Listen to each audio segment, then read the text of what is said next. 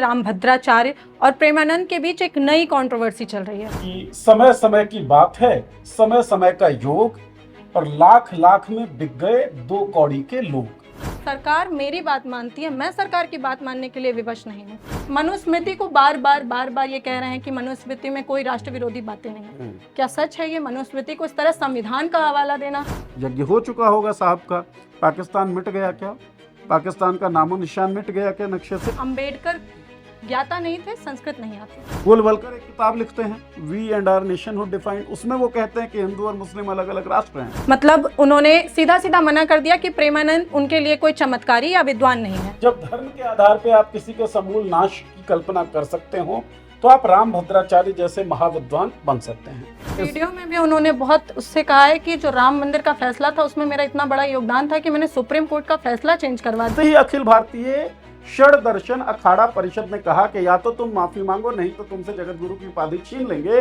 रामभद्राचार्य हाथ जोड़कर पहुंच गए, ठीक है भैया माफ कर दो। प्रेमानंद और रामभद्राचार्य दोनों एक ही मार्केट के 2 दुकानदार हैं। आरक्षण जो है, जाति खत्म हो गई है तो आरक्षण भी खत्म हो जाना चाहिए। क्या सच में जाति खत्म हो गई है? जातिवादी आदमी है, सांप्रदायिक आदमी है, इस कारण से जहां पे देखा तवा पड़ा वहीं गुजारी सारी रात। तब नेहरू और पटेल को मानना पड़ा पार्टीशन के ऊपर, गांधी तो तब भी नहीं मान रहे थे। उसका जवाब उन्होंने दिया क्योंकि वो लोग जो शिष्य हैं उनसे पैसे लेकर पढ़ाते हैं, इसलिए मैंने कहा कि वो नीच ब्राह्मण हो। सरकार जिस तरीके से इस देश को ग्रूम करना चाहेगी, देश के लोग उसी तरीके से ग्रूम होंगे। मनुस्मृति को शाश्वत संविधान बताने वाले रामभद्राचार्य और प्रेमानंद के बीच एक नई कंट्रोवर्सी चल रही है, जिसमें रामभद्राचार्य ने सीधा सीधा प्रेमानंद को चुनौती दे दी है कि अगर वो चमत्कारी और विद्वान है तो मेरे सामने संस्कृत बोलकर दिखाएं। मतलब उन्होंने सीधा सीधा मना कर दिया कि प्रेमानंद उनके लिए कोई चमत्कारी या विद्वान नहीं है। इस पर तो बात करेंगे ही, साथ में इस पूरे इंटरव्यू में कुछ ऐसे कंट्रोवर्शियल पॉइंट्स पर बात करेंगे जिनमें रामभद्राचार्य जी ने अंबेडकर पर, गांधी पर, जाति पर बेहद विवादास्पद बातें कही हैं। सबसे पहले तो उस टिप्पणी पर आते हैं जो उन्होंने प्रेमानंद जी के लिए कही हैं। सर, उनके हिसाब से प्रेमानंद विद्वान इसलिए नहीं है क्योंकि उन्हें संस्कृत नहीं आता, तो इस हिसाब से तो सूर, तुलसी, कबीर इन्होंने संस्कृत में ग्रंथ नहीं लिखे थे, तो क्या ये सब मूर्ख थे? देखिए इसमें ना रामभद्राचार्य जिन्होंने ये कमेंट किया है उनके बारे में बात करनी बहुत जरूरी है जी। एक दोहा मुझे याद आता है जरा कि समय समय की बात है, समय समय का योग, और लाख लाख में बिक गए 2 कौड़ी के लोग। तो दरअसल क्या है कि जब भाषा आपके ज्ञान का आधार बन जाए, जब आप ऐसा मानने लगे, जब जाति आपकी महानता का आधार बन जाए, जब धर्म के आधार पे आप किसी के समूल नाश की कल्पना कर सकते हो, तो आप रामभद्राचार्य जैसे महाविद्वान बन सकते हैं। रामभद्राचार्य ने प्रेमानंद के बारे में बात कही है। अब प्रेमानंद और रामभद्राचार्य दोनों एक ही मार्केट के 2 दुकानदार हैं। वो जो धर्म का जो धंधा चलता है, धर्म का जो बाजार चलता है, उसी बाजार में एक शोरूम रामभद्राचार्य का भी है और एक शोरूम जो है वो प्रेमानंद का भी है। तो ये कॉम्पिटिटर्स की आपसी बातचीत है जिसमें रामभद्राचार्य को क्योंकि मौके मिल रहे हैं, 2015 में नरेंद्र मोदी जी ने इनको पद्मश्री दिया था, तो इनको लगता है कि भाई जो हैं हम हैं और हम कुछ भी कह सकते हैं, कुछ भी कर सकते हैं। रामभद्राचार्य कितने बड़े विद्वान हैं, 2 चीजों का उल्लेख करना बड़ा जरूरी है इसमें। इलाहाबाद हाईकोर्ट का मामला है, राम जन्मभूमि वाला जो पूरा विवाद चल रहा था, विचाराधीन था अदालत के अंदर, तो 15 जुलाई 2003 को रामभद्राचार्य साहब एक हलफनामा देते हैं। हलफनामे में वो जिक्र करते हैं एक ग्रंथ का, तुलसी दोहा शतक। वो कहते हैं भाई तुलसीदास ने 1647 ईस्वी में तुलसी दोहा शतक लिखी है, और तुलसी दोहा शतक में तुलसीदास ने कहा है, 8 छंदों का उन्होंने हवाला दिया। उन्होंने कहा कि तुलसी दोहा शतक में तुलसीदास लिखते हैं कि बाबर ने जो मंदिर था उसको तोड़ा था और मस्जिद का निर्माण किया था। तो बहुत बड़ी घटना थी कि अब तक तो किसी को पता ही नहीं था कि भाई तुलसी दोहा शतक नाम का भी कोई ग्रंथ लिखा गया है। तो एक बड़े आलोचक रहे देश के नामवर सिंह, नामवर सिंह साहब ने एक लेख लिखा, तुलसीदास हाजिर हूं। तो भाई अब तो तुलसीदास को ही आना पड़ेगा क्योंकि वो तो मर चुके हैं और रामभद्राचार्य उनकी बात कर रहे हैं। उस लेख में नामवर सिंह बताते हैं पाठ विज्ञान के आधार पर 52 ऐसी किताबें हैं तुलसीदास से जुड़ी हुई जो प्रामाणिक या अप्रामाणिक मानी जा सकती हैं। जब चर्चा हो रही थी तो विद्वानों ने 39 किताबों को एकदम से खारिज कर दिया कि ये भाई प्रामाणिक नहीं है। तो प्रामाणिक किताबों की जो सूची है उसमें तुलसी दोहा शतक का कहीं कोई जिक्र नहीं है। अप्रामाणिक किताबों की जो सूची है उसमें भी तुलसी दोहा शतक का कोई जिक्र नहीं है। लेकिन रामभद्राचार्य साहब एफिडेविट देकर अदालत में ये कह रहे हैं कि ऐसा कोई ग्रंथ एग्जिस्ट करता है। उससे हुआ क्या, केस के अंदर एक नया मोड़ आ गया ना कि भाई देखो तुलसीदास ने लिखा था। इस वीडियो में भी उन्होंने बहुत उससे कहा है कि जो राम मंदिर का फैसला था उसमें मेरा इतना बड़ा योगदान था कि मैंने सुप्रीम कोर्ट का फैसला चेंज करवा दिया अपने वो सारे प्रमाण दे करके। हाँ, तो झूठे प्रमाण, झूठी बातचीत, और जिसका काट उसी वक्त जो बहुत बड़े आलोचक थे नामवर सिंह साहब, उन्होंने एक लेख लिखकर किया था। एक और घटना है, तुलसीदास पे तो खास तौर पे हमलावर रहे हैं हमेशा से रामभद्राचार्य। 2005 में तुलसी पीठ के ने एक नया संस्करण छापा रामचरितमानस का। रामभद्राचार्य का ये कहना था भाई इस वाले संस्करण में बहुत सारे ग्रामेटिकल एरर्स हैं, दिक्कतें हैं, तो एक नया संस्करण आ गया। अब जो अखिल भारतीय षड दर्शन अखाड़ा परिषद है उसको नागवार गुजरी कि भाई आप तुलसी बाबा के ऊपर इस तरह का कैसे आरोप लगा सकते हैं और ये क्या मामला है। फिर उनको कहा गया कि भाई या तो तुम माफी मांगो या तुमको हटा देंगे, जगत गुरु की जो उपाधि तुमको दी गई है वो तुमसे छीन लेंगे। अब सोचिए आप, कोई साधु, कोई महाविद्वान, कोई महाज्ञानी जिसकी सीधा राम से बातचीत होती है, जो वो कभी कभार कहते हैं, वो व्यक्ति तो अपने क्लेम पे अड़ा रहेगा ना कि भाई जो मैंने बात कही है। अगर रामभद्राचार्य विद्वान होते तो अपने क्लेम पे अड़े रहते। लेकिन जैसे ही अखिल भारतीय षड दर्शन अखाड़ा परिषद ने कहा कि या तो तुम माफी मांगो नहीं तो तुमसे जगत गुरु की उपाधि छीन लेंगे, रामभद्राचार्य हाथ जोड़कर पहुंच गए, ठीक है भैया माफ कर दो, हमसे गलती हो गई। कोई विद्वान आदमी ऐसा कर सकता है क्या? बिल्कुल नहीं कर सकता। के साथ बात कही है तो अपने बात पे तोड़े रही। एग्जैक्टली। लेकिन ये अपरचुनिस्ट आदमी है, अवसरवादी आदमी है, जातिवादी आदमी है, सांप्रदायिक आदमी है। इस कारण से जहां पे देखा तवा परा, वहीं गुजारी सारी रात वाले मामले के साथ ये चलते रहते हैं। इसी वीडियो में वो कहते हैं मैं जातिवादी नहीं मानता, मैं जातिवाद के खिलाफ हूँ। और फिर वीडियो की शुरुआत ही होती है मैं से, अहंकार से, जहां वो ब्राह्मण गोत्र में पैदा होने का अहंकार उनकी बातों से दिखता है। क्योंकि शुभांकर जब इंटरव्यू लेते हैं तो उन्हें नेत्रहीन कह के इंट्रोडक्शन में बोला होता है। अब शायद वो ऑफेंड हो गए होते हैं। कहते हैं जिसे शास्त्र आता है, जिसे संस्कृत का इतना ज्ञान है, वो नेत्रहीन कैसे है? अंधा तो वो है जिसे शास्त्र नहीं आता है। जाति की बात, मनुस्मृति को बार बार ये कह रहे हैं कि मनुस्मृति में कोई राष्ट्र विरोधी बातें नहीं है। क्या सच है ये? मनुस्मृति को इस तरह संविधान का हवाला देना कहाँ तक ठीक है? राष्ट्र क्या है, देश क्या है, पहले हमको ये समझना चाहिए। देश कोई इमारत तो है नहीं, देश रेल की पटरियां तो है नहीं, देश बसेस नहीं है, देश ट्रक्स नहीं है, देश ये इंफ्रास्ट्रक्चर नहीं है जो लगातार हमको दिख रहा है। देश आप हैं, देश हम हैं। देश देशवासियों से बनता है, लोगों से बनता है। लोगों में जन्म के आधार पे अलग अलग जातियों के लोग हैं, अलग अलग धर्मों के लोग हैं, और ये सब लोग इंक्लूसिव तौर पर इंडिया का निर्माण करते हैं। वो इंडिया जो 15 अगस्त 1947 को अस्तित्व में आता है, 26 जनवरी 1950 को जिसका संविधान लिखा तो क्या जाता है, संविधान लागू हो जाता है जिस देश का। क्या कहता है वो संविधान कि भाई सभी लोग बराबर हैं, जाति धर्म के आधार पर किसी के बीच कोई भेदभाव नहीं है, लैंगिक आधार पर कोई भेदभाव नहीं है। अब करते हैं मनुस्मृति की बात। मनुस्मृति महिलाओं को कितने अधिकार देता है, मनुस्मृति दलितों को कितने अधिकार देता है? कोई मनुस्मृति का जानकार अगर हो तो वो ये बातें जानता है। मनुस्मृति के आधार पे जो एक सभ्य सुशील नारी है, भारतीय नारी, उसकी पहचान ये है कि जब पति काम से घर आए तो वो पत्नी का दायित्व है कि वो पति के चरण दबाए और पति के सुख में किसी तरह की कमी ना हो, वो काम वो करे। स्त्रियों को बाहर जाने का अधिकार नहीं है, स्त्रियों को काम करने का अधिकार नहीं है, स्त्रियों को पूजा का अधिकार नहीं है, दलितों को मंदिर प्रवेश का अधिकार नहीं है। और ये सब कहाँ से है? मनुस्मृति से। वर्णाधारित जो वर्णाश्रम है, जन्माधारित जो वर्णाश्रम है, उसकी वकालत कौन करता है? मनुस्मृति करता है। तो इंसानों में भेद करने वाला कोई भी ग्रंथ हमारे देश के लिए पूज्य नहीं हो सकता, सम्मान्य नहीं हो सकता। उसका कोई भी नियम, कोई भी कायदा मानने योग्य हो ही नहीं सकता है।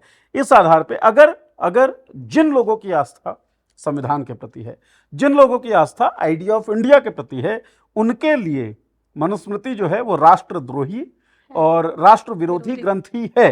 रामभद्राचार्य को इंडिया से कितना प्यार है, या रामभद्राचार्य को इंडिया की कितनी समझ है, रामभद्राचार्य संविधान में कितना मानते हैं, वो रामभद्राचार्य जाने। अंबेडकर पर उन्होंने कहा कि अंबेडकर ज्ञाता नहीं थे, संस्कृत नहीं आती थी। अंबेडकर के लिए उन्होंने कहा कि अंबेडकर ने मनुस्मृति को जलाया, उसका नतीजा उन्हें राजनीति में भोगनी पड़ी।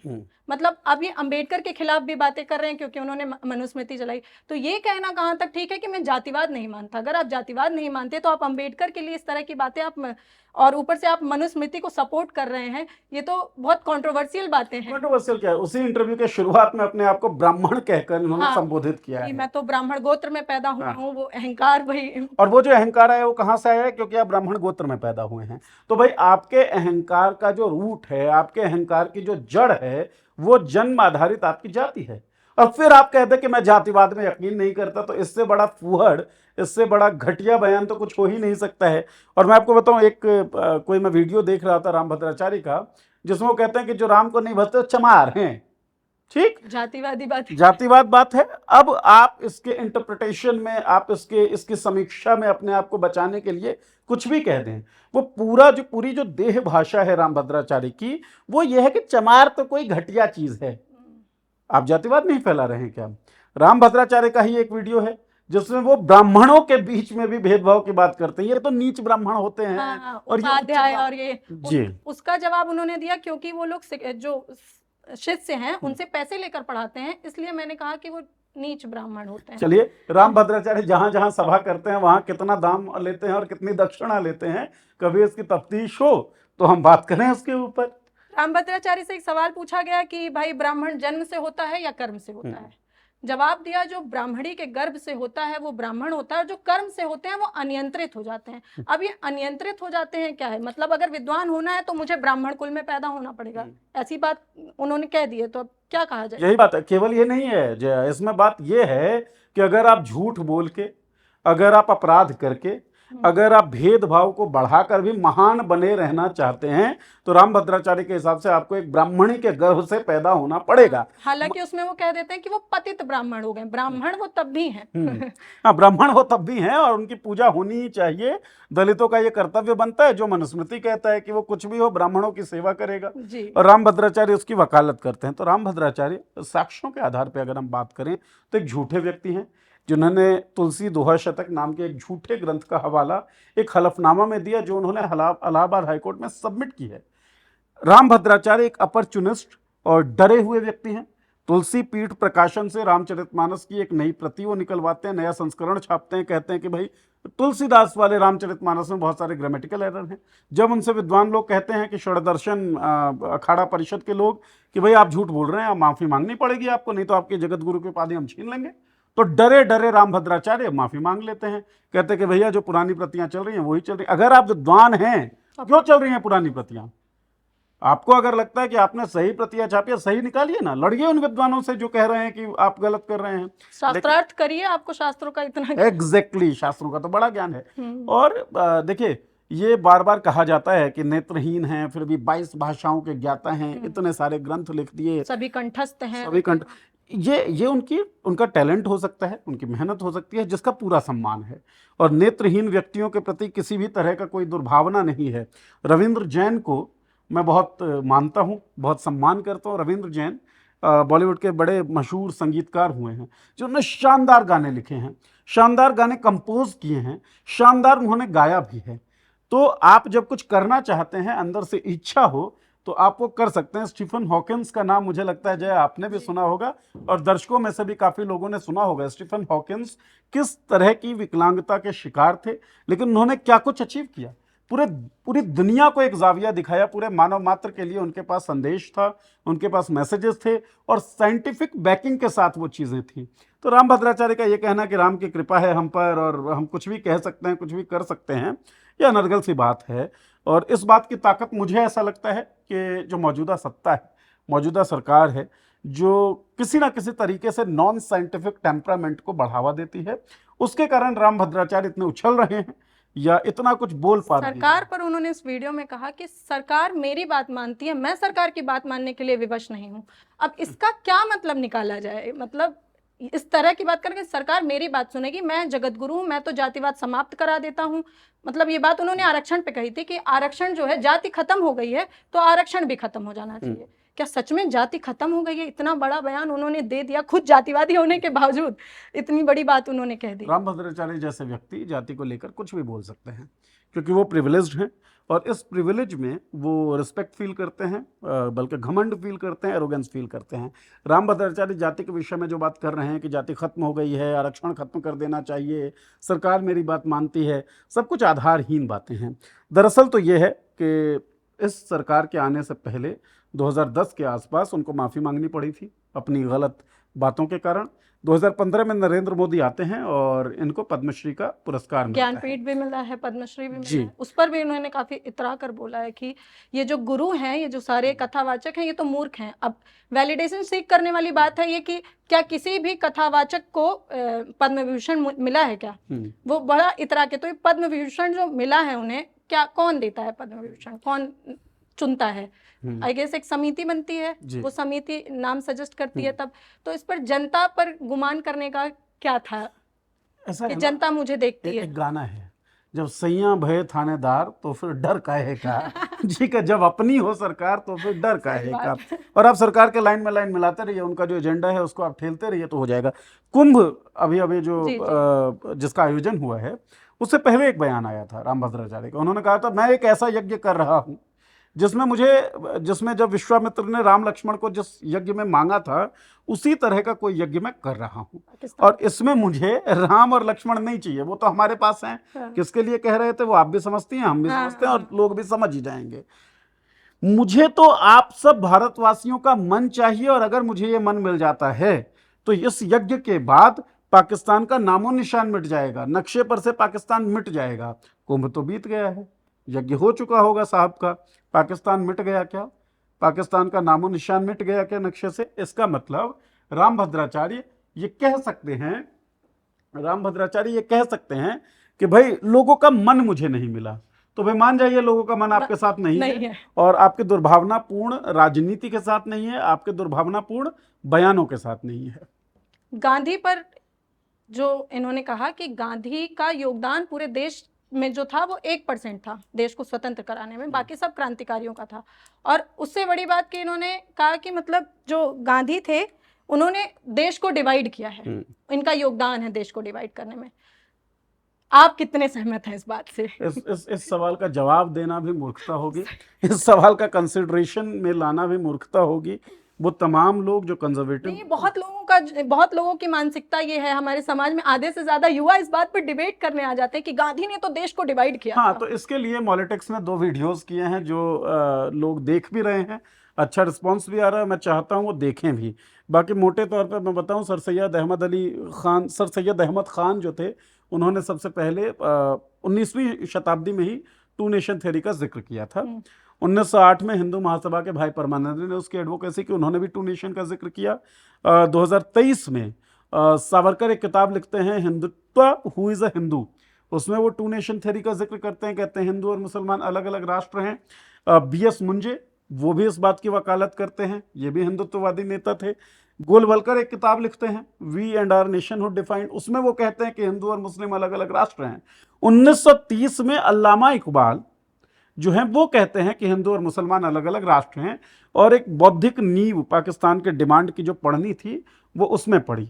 1940 के एक कॉन्फ्रेंस में जिन्ना साहब जो हैं वो मांगते हैं कि भाई हमारी डिमांड है मुस्लिमों के लिए अलग से पाकिस्तान। तो भारत और पाकिस्तान के बंटवारे में जो नफरत, जो कम्युनलिज्म काम कर रहा था, वो दरअसल हिंदुत्ववादियों का था, और वो जो इस्लामिस्ट जो लोग थे, कट्टरपंथी, उन लोगों का था। वरना मौलाना आज़ाद से लेकर पंडित नेहरू तक और महात्मा गांधी तक, बल्कि महात्मा गांधी तो जिस दिन देश बटा उस दिन तक वो नहीं चाहते थे कि देश बटे। मजबूरीवश पटेल और नेहरू साहब को, क्योंकि देश बचाना था, दंगे चल रहे थे, दंगे रुकने का नाम नहीं ले रहे थे कम्युनल ताकतों के कारण, तब नेहरू और पटेल को मानना पड़ा पार्टीशन के ऊपर। गांधी तो तब भी नहीं मान रहे थे। गांधी नोआखली में घूम रहा था, वो बुजुर्ग, वो बूढ़ा व्यक्ति, लगभग 80 साल की उम्र में, जब वहाँ पर हिंदू मुस्लिम दंगे चल रहे थे। तो जो भी लोग इस देश को गर्त में ढकेलना चाहते हैं, जो भी लोग नॉन साइंटिफिक टेम्परामेंट के हैं, जिन भी लोगों को प्रोग्रेसिवनेस से दिक्कत है, जो भी लोग नहीं चाहते कि देश आगे बढ़े, वही गांधी के ऊपर इतनी आपत्तिजनक टिप्पणी कर सकता है। और रामभद्राचार्य मुझे नहीं लगता किसी भी मायने में देश का भला चाहते हैं। ना तो उनकी सोच, ना ही उनका सिद्धांत, ना ही उनकी बौद्धिकता देश के प्रोग्रेस के लिए दिखती है। इस तरह की बात करने वाले, इस तरह के बयान देने वाले एक व्यक्ति को हमने जगत गुरु क्यों बना रखा है? उस जगत गुरु की उपाधि पर लोग उन्हें सुनते हैं, उनकी बातों को वैलिडेट करते हैं, तो कुछ सॉल्यूशन है इनका? इस तरह सॉल्यूशन इनका केवल ये है जया कि हम लोग अपनी अपनी नज़रें खोलें, और हमारे देश का जो संविधान है ना, उसके डायरेक्टिव प्रिंसिपल में ये बात कही गई है कि स्टेट को कोशिश करनी चाहिए साइंटिफिक टेम्परामेंट को बढ़ावा देने का। स्टेट मतलब सरकार हो गई। अगर सरकार नॉन साइंटिफिक टेम्परामेंट की होगी तो इस तरह के नॉन साइंटिफिक टेम्परामेंट के लोग बढ़ते चले जाएंगे। आपने काफ़ी भीड़ देखी होगी। राम भद्राचार्य तो चलिए बुजुर्ग आदमी हो गए और बहुत सालों से ये दुकान खोलकर वो चल रहे हैं। नए नए दुकान बहुत सारे खुले हैं। अनिरुद्धाचार्य कहता है कि गाय को या भैंस को जो है, गाय को जो है गेहूं खिलाइए, फिर गोबर करेगी, निकाल के फिर उसका गेहूं हाँ, पीस के फिर गर्भवती हो जाएंगी। गर्भवती। और लोग इस बात को सुन रहे हैं। उनको तो हम छोड़ देते हैं, उनकी बातें तो इस तरह से हैं कि हमें, आपने जैसे कहा ना जय, उनको तो छोड़ देते हैं, वैसे ही जितने भी सो कॉल्ड गॉडमैन हैं उनको छोड़ देना पड़ेगा। राम रहीम गॉडमैन ही था ना, अपने आप को भगवान ही कहता था। वो क्या किया उसने? प्रूवन गिल्टी है वो तो, आरोपी है वो तो, आरोपी क्या, दोषी है वो तो, सजा काट रहा है, बलात्कार का दोषी है, हत्याओं का दोषी। आसाराम भगवान से कम थी क्या उसकी साख? आश्चर्य की बात यह है कि लोग अभी भी इन्हें पूछते हैं, अभी भी दीवारों पर इनकी फोटो और बर्थडे पे इनके पोस्टर्स लगाते हैं, अभी भी आंखें खुली नहीं है। इसीलिए मैंने कहा ना शुरू में, समय समय की बात है, समय समय का योग। लाख लाख में बिक गए 2 कौड़ी के लोग।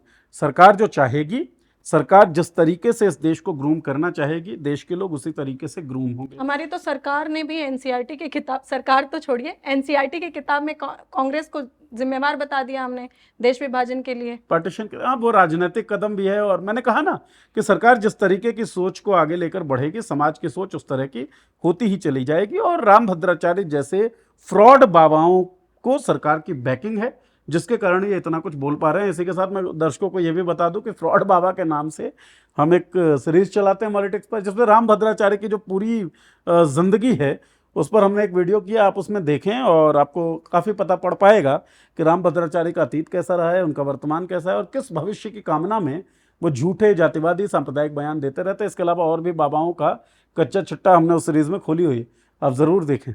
हिंदू राष्ट्र की जब परिकल्पना के बारे में पूछा गया तो उन्होंने कहा कि मैं पढ़ा लिखा व्यक्ति हूँ, कुछ टाइम में हिंदू राष्ट्र आ जाएगा और उसके लिए जो संसद है हमारी, उसमें हिंदूवादी सांसदों की 70% उपस्थिति चाहिए और तब हम संविधान में हेरफेर करेंगे। संविधान इतना हमारा जो है कमज़ोर नहीं है कि कुछ लोगों के कम्युनल सोच और कुछ लोगों की कम्युनल एस्पिरेशंस को जगह दे सके। कम्युनल लोग जो थे उनके कारण ये देश मटा, और जितने भी कम्युनल लोग हैं जो बार बार इस तरह की बात करते हैं, हिंदू राष्ट्र, कुछ लोग मुस्लिम राष्ट्र की बात कर रहे थे, तब हमारा देश टूट गया था।